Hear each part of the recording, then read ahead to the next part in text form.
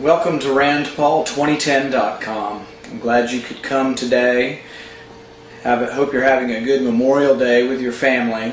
Memorial Day is a day that we celebrate, but it's not really a celebration so much of war as it's a remembrance, a memorial day for those who have died in war.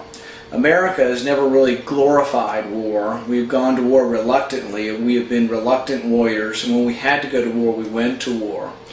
One of the things about the 20th century that changed, though, is that we quit declaring war the way the Constitution intended. The Constitution intended it to be difficult to go to war.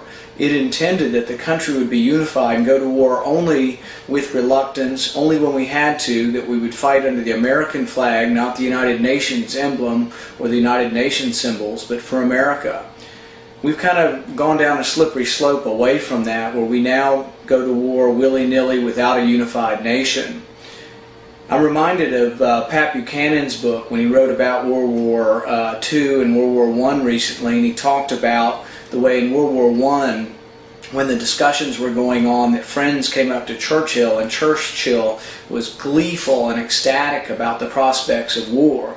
World War I turned out to be one of the most horrendous cases of carnage. Millions of soldiers would die in one battle, and Churchill looked upon this as glee, basically gleefully rubbing his hands together at the prospect of war.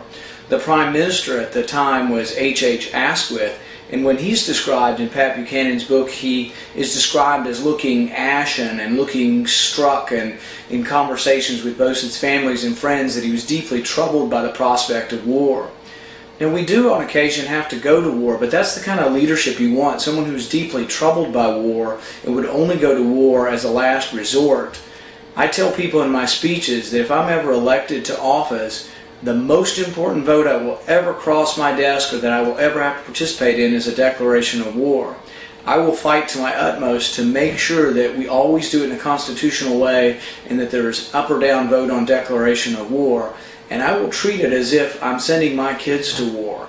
I will not treat it lightly. We don't go to war for reasons that are not of great importance, and mostly really the reason to go to war is to defend our country from attack. I don't think we reshape the world in our image. That was sort of Woodrow Wilson's idea, that we are going to make the world safe for democracy.